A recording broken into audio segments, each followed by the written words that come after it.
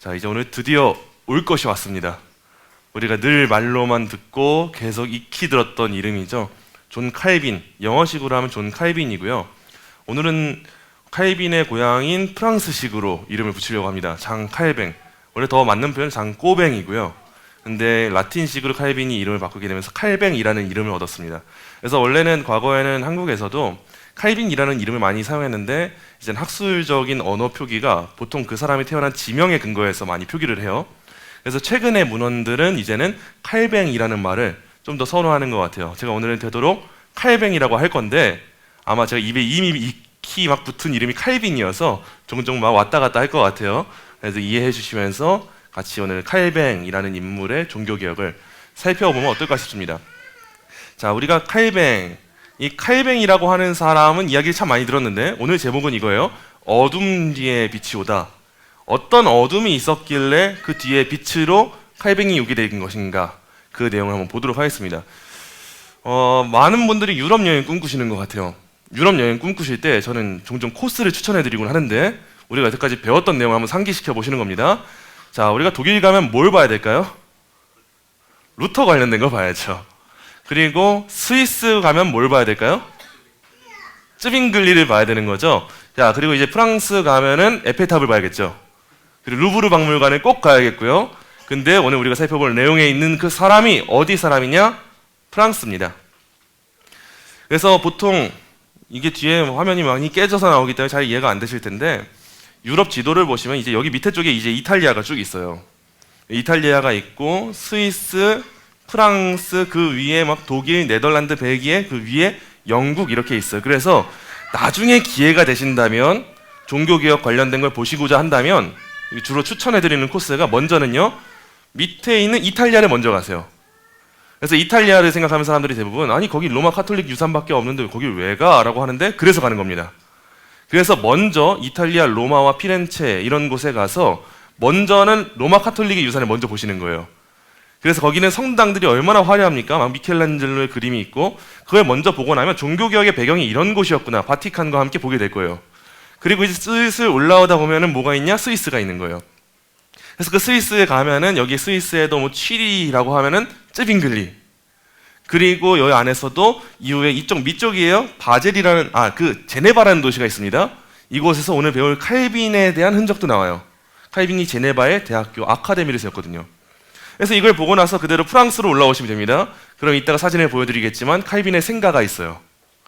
그래서 칼빈과 관련된 유적들을 보시고 그대로 쭉 올라와서 독일을 가시면 이제 루터가 막 탑에 체험을 했던 그 비텐베르크 대학과 이런 것들을 보시면서 마무리하시고 비행기 타고 건너가서 영국을 가시면 웨스트민스터 총회를 볼 수가 있어요. 웨스트민스터 사원이 있습니다. 그걸 보시고 이제 또 이제 위에 영국 위에 스코틀랜드로 올라가시면 누가 있냐? 장로교회 창시자 존 녹스가 있습니다. 그리고 나중에 시간이 더 되실 때 여기는 좀 시간을 많이 써야 돼요. 서유럽이어서. 근데 서유럽까지는 갈 수가 없고 내 재정 형편이 지금 동유럽까지밖에 안 된다. 그러면 보통 체코 쪽을 갑니다. 체코 쪽을 가면은 누굴 봐야 됩니까? 야누스를 보고 오시면 되는 거예요. 프라하에 가면은 야누스 동상이 있습니다. 그래서 그런 걸 보고 오시면 되는데 너무 서론이 길어졌죠? 자, 오늘 보일 내용에 있는 핵심적인 사람은요, 칼뱅이에요. 우리가 흔히 독일이라고 하면 한 사람을 제대로 떠올리죠. 마르틴 루터. 그리고 이제 스위스라고 하면은 이제 여러분들은 쯔빙글리를 아는 분들이 된 거예요. 자, 그럼 프랑스는 뭐가 있을까 했을 때 다들 뭐 에펠탑, 파리, 패션, 음식 막 이런 것만 생각하는데 사실 프랑스는 칼빈이 그렇게도 사랑했고, 계속 칼빈이라고 하네요. 칼뱅이 그토록 사랑했고 고향이라고 여겼던 그 도시가 있어요. 주로 스위스에서 활동을 많이 했지만 여전히 마음에 프랑스를 묻고 살았던 사람이 칼뱅입니다. 오늘 그 이야기를 한번 해보도록 하겠습니다.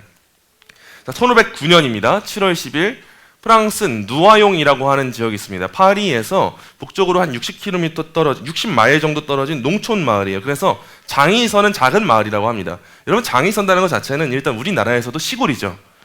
저는 뼛속까지 그 포천에 대한 애정이 너무 깊은 사람이기 때문에 포천 오일장을 사랑합니다. 포천 오일장은 전국 규모의 장이에요. 그래서 전국 손가락 5개 안에 들 정도로 그런 장인데, 자, 그런 장이 있는 것처럼 시골이었기 때문에 누아용에도 장이 서는 그런 동네였다고 해요. 근데 이곳에서 누가 태어나냐? 이건 표기도 이제 프랑스식 표기죠. 장꼬뱅이라고 하는 사람이 태어납니다. 이 장꼬뱅, 이 사람의 생가가 어디냐? 바로 이곳이에요. 그대로 보존되어 있습니다. 여전히 그래서 프랑스에 가시면, 누아용에 가시면 그대로 볼 수 있고 1층에 칼빈 관련된 문헌들, 그리고 2층에 살았던 흔적들, 이런 게 그대로 보존되어 있어요. 유럽은 참 이게 좋은 것 같아요. 그대로 보존되어 있다는 거. 직접 눈으로 보고 오면 또 얼마나 많은 걸 깨닫겠습니까? 근데 이름이 원래 지금 장꼬뱅인데 이후에 많은 활동을 하기 위해서 이름을 라틴식으로 부르기 시작합니다. 그 라틴식 이름이 뭐냐 했을 때 장칼뱅인 거예요. 그거를 영어식으로 했을 때 존 칼빈이라고 된 거고요. 그 사람이 바로 장칼뱅입니다. 이 장칼뱅이라는 사람은요, 삶이 루터와는 정반대로 출발을 합니다. 칼뱅의 아버지는 사실요, 칼뱅을 그 당시에는 좀 돈이 버는 직업이 뭐가 있을까, 잘 되는 직업이 뭐가 있을까 했을 때 첫째, 사제가 돼야겠다. 돈 냄새를 맡고 아들을 사제가 되게 하기 위해서 막 보내버렸어요, 아버지가. 자, 그래서 칼뱅이 12살이 되자마자 파리에 가서 신학 공부를 했어요. 근데 5년 뒤에 아버지가 마음이 바뀝니다. 이야기를 듣다 보니까 사제보다는 좀 더 돈을 잘 버는 직업이 있는 것 같은 거예요. 그게 뭐냐? 법률가예요. 그래서 칼뱅의 아버지가 마음이 바뀌어가지고 너 사제하지 마라. 대신에 법을 배워라 라고 해서 프랑스의 오를레앙이라는 곳에 가서 법을 공부하도록 칼빈을 보냈습니다. 자, 그곳에 이제 속해서 칼뱅이 여러 사람들을 만나요. 그러면서 무엇을 배우냐? 인문학 공부를 합니다. 법을 공부한다는 것은 인문학을 공부하는 거고 다양한 고전을 접하고 언어를 접하는 거였단 말이에요. 그때 당시 인문학의 흐름을 꽉 잡았던, 역사를 휘어잡았던 사람이 있는데 그 사람이 누구냐? 에라스무스예요. 우리 성경 번역을 했던 사람으로 많이 알려졌잖아요. 그 에라스무스가 있었는데 다행히 감사하게도 칼뱅이 속하게 된 그 대학교들, 그 공동체 안에는요, 에라스무스보다 더 많이 하나님의 은혜를 알게 된 몇몇 사람들이 있었습니다. 그러면서 칼뱅이 그 사람들과 관계를 맺게 돼요. 그중 대표적인 한 사람이 누구냐? 칼뱅의 사촌인 피에르 로베르라고 하는 사람이에요. 근데 이 사람의 별명이 뭐냐? 올리베탕이에요. 올리베탕이라는 별명의 뜻이 뭐냐? 밤에도 꺼지지 않을 것처럼 보이는 올리브유 램프를 켜놓고 연구한다고 해서 이름에 별명이 붙은 거예요. 올리베탕이라고. 우리식으로 하면 이름에 공부벌레 붙은 거죠. 김구한 공부벌레. 이런 식으로. 그런 식의 이름이 붙을 정도에서 얼마나 대단한 사람입니까? 이 사람이 했던 일이 있어요. 뭐냐? 29살입니다. 이 29살에 성경을 프랑스어로 완전 번역을 해버려요. 얼마나 대단합니까? 우리식으로 하면 29살 여전히 철부지죠. 그리고 현재 대한민국에서 남성들이 보면 29에 아직 취업을 못하고 있는 사람 굉장히 많습니다. 그리고 아직도 취업을 준비하고 가정을 못 꾸린 사람 당연히 많고요. 근데 이미 그 나이 때 이렇게 성경을 완역해버린 거예요. 당시 유럽의 이 신학 공부 방법이 어땠냐면 이미 유럽은요, 중고등학생 때 언어와 문법과 기본 고전 수업을 다 마칩니다. 철학 공부까지 다 맞춰버려요, 중고등학생 때. 그리고 나서 대학교에 가니까 대학교 신학을 배울 때 공부를 제대로 할 수 있는 거죠. 근데 지금 우리나라 한국 신학 교수님들 굉장히 힘들어합니다. 중고등학교 때 내신 따기 위한 공부만 하고 실제 인문학적인 소양이 너무 떨어지는 거예요, 학생들이. 그래서 말을 못 알아먹는다는 거죠. 그래서 철학 공부도 안 되지, 기본 소양도 안 되지, 언어도 안 되지, 난리가 나는데 유럽은 그렇지 않아요.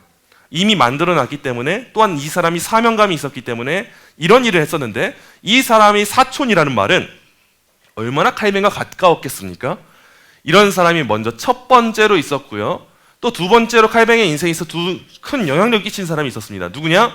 멜히오르 볼마르라고 하는 사람이에요. 이 사람은요, 칼뱅의 그리스어 선생님이에요.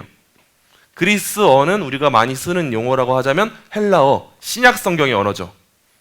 칼뱅한테 붙어서 신약 성경의 언어를 가르친 선생님이었어요. 근데 이 선생님은요, 대단히 루터파 신학을 가진 사람이었어요. 당시에 루터파 신학을 가졌다라고 하면은 카톨릭의 노선일까요? 종교개혁의 노선일까요? 종교개혁의 노선이었어요. 그래서 이 종교개혁의 노선의 아래에 있는 사람 아래에서 칼빈은 사제가 되기 위해서 이런 신학 공부를 하기 위해서 그리스어를 배웠다는 거죠. 그래서 많은 사람들이 추측하기로는 이때 아마 이 볼마르로부터 칼뱅이 루터의 책을 빌려받았을 것이다. 루터의 문헌들을 접했을 것이다. 이렇게 이해를 하고 있습니다. 당시에 이렇게 그리스어를 가르치는 건요, 사실상 거의 금기시 되는 내용이었어요. 왜냐하면 사람들이 성경을 알면 알수록 카톨릭과 부딪히기 때문입니다. 그래서 이후에는 뭐 법적으로 금지하기도 하는데 아마 이 무렵이었던 것 같아요. 이 무렵에 칼빈이 이런 말을 남깁니다. 갑작스런 회심을 통해 하나님이 내 지성을 굴복시키시고 내 지성에 가르칠 수 있는 틀을 허락하셨다. 우리는 뭐 이 이상으로 칼뱅이 어떻게 회심했나 알지 못합니다. 우리가 어거스틴 하면은 고백록이라는 책만 보면 어떻게 회심했는지 다 나와요. 근데 칼뱅은요, 특징이 있어요. 자기를 드러내기를 좋아하지 않아요. 워낙 소심하고요, 적극적이지 않습니다. 사람 자체가 힘이 없어요. 맨날 아프기만 하고 별명이 걸어다니는 종합병원이었어요. 그런 상태의 사람이었고 맨날 숨어 지내고 싶어 했고 숨어서 공부를 하는 학자가 되고 싶어 했던 사람이 칼뱅입니다. 그래서 자기 얘기를 안 하고 싶어 했는데 그럼에도 불구하고 이렇게 숨고 싶은 사람한테 하나님은 주변에 있는 사람들을 보내주셔서 조금씩 칼뱅을 변화시켜 가셨다는 거예요. 그래서 칼뱅이 정확히 어떻게 회심한지 모르지만 갑작스럽게 하나님이 지성을 굴복시키시는 그 회심을 했다. 그래서 예수 그리스도의 연인이 되었다. 이런 고백을 하게 된 겁니다. 자, 이렇게 칼뱅이 회심을 하고 있는 당시 프랑스 상황을 한번 보겠습니다. 당시 프랑스가 돌아가고 있는 사정은요, 종교개혁에 매우 유리해 보였어요. 왜냐? 프랑스와 1세라고 하는 젊은 왕이 굉장히 인격적이었고요, 인간적이었고 당시 종교를 정화시키는 일에 있어서 굉장히 호의적이었습니다. 그렇기 때문에 이 사람의 치하에 있는 프랑스 국민들은 굉장히 종교개혁에 있어서 많은 도움을 받을 수 있는 상황이 바로 이 시대였어요. 프랑스와 1세가 집권하고 있는 이 상황. 근데 문제가 생깁니다. 1528년이었어요. 누군가가 파리에 유명한 동정녀상의 성모와 아기의 머리를 잘라버려요. 그리고 그 덮개를 막 짓밟아버리고 도망친 거예요. 그래서 이 파리 전역과 프랑스가 막 분노하게 됐습니다. 성모는 대단한 권위를 가진 동상인데, 동상만 해도 대단한 건데 그걸 누가 막 잘라버리고 갔다고 하니까 난리가 나고, 이 일을 누가 했을까 했을 때 당연히 누구를 주목할까요? 루터파를 주목하는 거예요. 당시 종교개혁 노선에 있는 사람들이 했을 것이다. 그 급진자들을 우리가 쳐 죽여버려야 된다. 당시 프랑스가 이런 분위기가 된 거죠. 그러면서 당시 신성 로마 제국을 집권하고 있는 교황 클레멘스 7세가 프랑스 국왕인 프랑스와 1세한테 편지를 보내요. 그러면서 이렇게 말하는 거예요. 이 왕국을 병들게 하는 루터파 2단과 다른 종파들을 뿌리 뽑아주십시오 라고 하는 상황이 된 거죠. 그렇기 때문에 지금 프랑스가 지금까지는 종교개혁을 하기에 좋은 상황이었지만 이제는 어떻게 될까요? 상황이 역전되게 되는 거예요. 프랑스도 다양한 국가들도 로마 제국에 속해 있으니까요. 자, 근데 이렇게 지금 상황이 급진적으로 변해가고 있고 안 좋은 상황인데 엎친 데 덮친 격으로 하나의 사건이 더 나타납니다. 그게 뭐냐? 이렇게 어수선한 시기인데 파리 대학교에 니콜라 콥이라고 하는 사람이 총장이 됩니다. 근데 연설을 하는데 어떤 연설을 하냐? 이런 상황이면 좀 숨어 있어야 될 것 같은데 철저히 루터파의 입장을 대변하고 있는 연설을 합니다. 그리고 총장 임기를 시작하는 거예요. 이게 유럽 대학교의 문화예요. 총장이 그냥 왔을 때 박수 받고 끝나는 게 아니라 거의 뭐 논문 발표를 해요, 유럽은. 그래서 하나의 책이 나올 정도입니다. 그래서 이 총장이 잘 준비해서 이렇게 연설을 딱 하고 이제 연설을 한 게 소문이 터지게 됐죠. 그래서 이 연설을 교황과 당시 교회의 권위자들이 듣게 된 거예요. 그러니까 어떻게 되겠습니까? 지금 안 그래도 동정녀 머리상이 날라갔고 지금 카톨릭이 무시당하고 있는 이 시대에 파리 대학교의 총장이 된 사람이 루터파 입장으로 연설을 하고 사람들이 호응을 한다? 가만둘 수가 없는 상황인 거예요. 그래서 지금 이제 교황청에서 막 화가 나가지고 니콜라 콥을 체포해라, 가만 놔두지 마라라고 한 상황이 된 거죠. 근데 여기서 문제가 있어요. 이게 칼뱅과 무슨 연관이 있냐? 칼뱅이 이 연설문 작성에 참여를 합니다. 니콜라 콥이 대만한 사람을 붙잡고 연설문 작성에 동참해달라고 요구하고 칼뱅이 같이 이거에 동참했던 거예요. 그러면은 지금 니콜라 콥과 동시에 칼뱅도 도망자 신세가 됐을까요? 안 됐을까요? 된 거예요. 그래서 막 관원들이 칼뱅을 찾으려고 올 때 칼뱅이 침대 시트로 막 밧줄을 만들어가지고 창문을 타고 도망을 갔습니다. 이거 만화 영화 장면 같지 않습니까? 침대 시트를 막 묶어가지고 문에 걸어가지고 밑에 내려간 거예요. 그래서 칼뱅이 가까스로 목숨 건지고 도망을 떠나요. 그런데 분위기가 점점 더 심각해집니다.